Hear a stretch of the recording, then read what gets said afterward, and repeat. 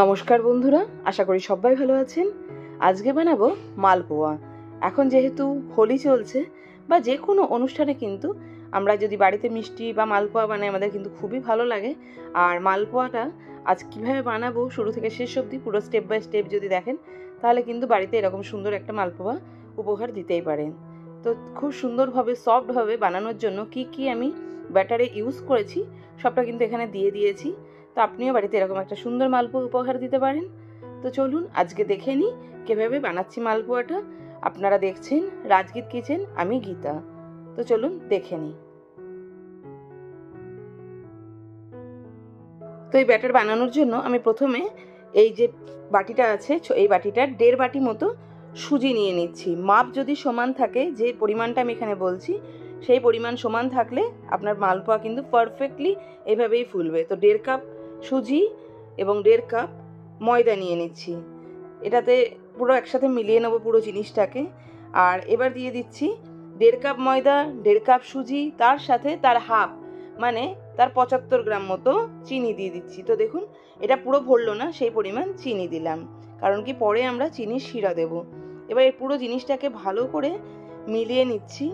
এটা বেশ কিছুক্ষণ মিলিয়ে নেব এবং মাঝে একটা হালকা স্পেস বানাবো যেখানে কিন্তু আমি দুধ ধীরে ধীরে মিশিয়ে নেব। তো দেখুন একটা স্পেস বানানো হয়ে গেছে। আর এবার আমি দিয়ে দিচ্ছি একটু দুধ। এবার এই দুধটাকে ভালো করে ব্যাটারের সাথে ভালো যেটা ময়দা, সুজি আর চিনি আছে এর মধ্যে চামচে করে প্রথমে হালকা করে মাখিয়ে নিচ্ছি। কিন্তু সেটাতে পসিবল পুরোটা সম্ভব না আমাদের, কারণ কি এর মধ্যে চিনি ময়দার যে চিনিতে গুলার পরে যে ডালা ডালা পাকিয়ে যায় সেটা কিন্তু হাতে করে পসিবল হচ্ছিল না। তাই আমি এই মেশিনটা হাতের করেই একটু চালিয়ে চালিয়ে এটাকে ভালো করে কিন্তু মিশিয়ে নিলে পুরো যে জিনিসটা ব্যাটারটা পুরো মসৃণ হয়ে যায়, একটা স্মুথ ব্যাটার তৈরি হয়ে যায়। তো এটা যে কোনো একটা শপিং মল থেকে নেওয়া হয়েছিল। জিনিসটা দামও খুব বেশি না, 500 থেকে 700 টাকা মতো দাম নিয়েছিল, কিন্তু খুবই কাজের জিনিসটা। তো দেখুন খুব সুন্দরভাবে পুরো ব্যাটারটা কিন্তু মেশানো হয়ে গেছে এটা দিয়ে। এবার আমি ব্যাটারে দেওয়ার জন্য খুব অল্প পরিমাণ আমি মৌরি দিয়েছি। ব্যাটার যেহেতু খুবই অল্প পরিমাণ তাই জন্য মৌরিও খুব অল্প পরিমাণ।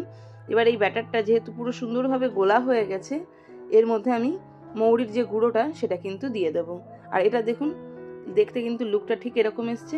এবার দিয়ে দিলাম মৌরি গুঁড়ো। এটাকে হালকা রোস্ট করে নিয়েছিলাম, তো এটাকেও এর মধ্যে দিয়ে মাখিয়ে নেব।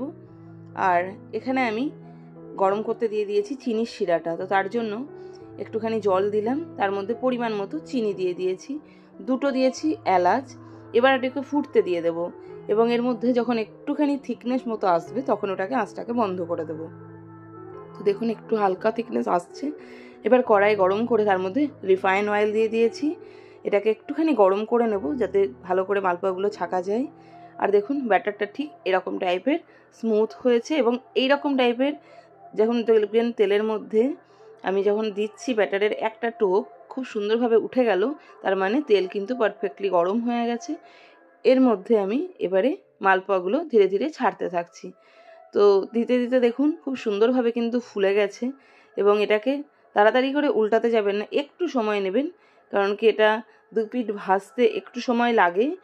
আর এটা দু পিঠ যখন খুব সুন্দরভাবে লাল করে ভাজা হয়ে যাবে তখনই কিন্তু এটাকে ওঠাবেন। তার আগে কিন্তু গ্যাসের আঁচ বাড়িয়ে দিয়ে মালপোয়া নামাতে যাবেন না, তাহলে কিন্তু মালপোয়া অনেক সময় ভেতরে কাঁচা থেকে যায়।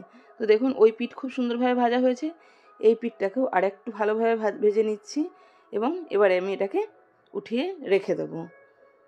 এবার আমি আবার কড়াইয়ের মধ্যে আরেকটু আমি পাতলা করলাম ব্যাটারটাকে।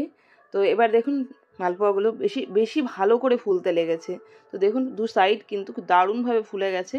হালকা হালকা করে আমি কিন্তু এর সময় গরম যে তেলটা ফুটছে সেটা কিন্তু মালপোয়ার ওপরে দিচ্ছি যাতে দু পিঠই সমানভাবে ভাজা হয়ে যায়।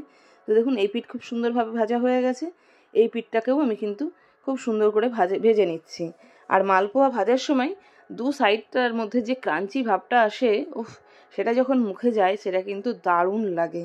এইভাবে কিন্তু আমি আবারও মালপোয়া ছেড়ে দিচ্ছি। আর যেহেতু ব্যাটারটা একটু পাতলা করলাম, সত্যি মালপোয়াটা কিন্তু এবার আরও বেশি ফুলে যাচ্ছে এবং খুবই সুন্দরভাবে ভাজা হচ্ছে আর খুব কম সময় লাগছে এই কারণে। তো এইভাবে কিন্তু বারবার দেওয়ার পরে ভালো করে মালপোয়াগুলো ছেঁকে আমি কিন্তু তুলে নিচ্ছি আরও একটা পাত্রে। তো অলমোস্ট আমার মালপোয়া কিন্তু ভাজা হয়ে গেছে। এটাকে আমি এবার একটা সিঙ্গেল পাত্রের মধ্যে নিয়ে নেব। এটাকে দেখুন খুব সুন্দরভাবে অ্যারেঞ্জ করে নিয়েছি। এর মধ্যে প্রথমে একটু পাতলা শিরা দিয়ে পুরোটাকে ভিজতে দিয়ে দিয়েছি। এবারে আমি হালকা হালকা করে দুটো দুটো করে দিয়ে একটু মোটা শিরার মধ্যে কিন্তু এটাকে ভিজিয়ে নিয়ে দেখুন পুরোটাই কিন্তু রসে একদম ডুবে গেছে এবং খুব সুন্দরভাবে কিন্তু এটাকে উঠিয়ে নেওয়া যাচ্ছে এবং পুরো রসটা কিন্তু মালপোয়ার ভেতরে ঢুকে গেছে। প্রথমে যেহেতু খুব একটু বেশি পরিমাণ চিনি দেওয়া ছিল না, রসে দেওয়াতে কিন্তু এটা একদম রসালো এবং খুব টেস্টি মালপোয়া এবং ক্রাঞ্চি দু সাইডের মালপোয়া রেডি হয়ে গেছে।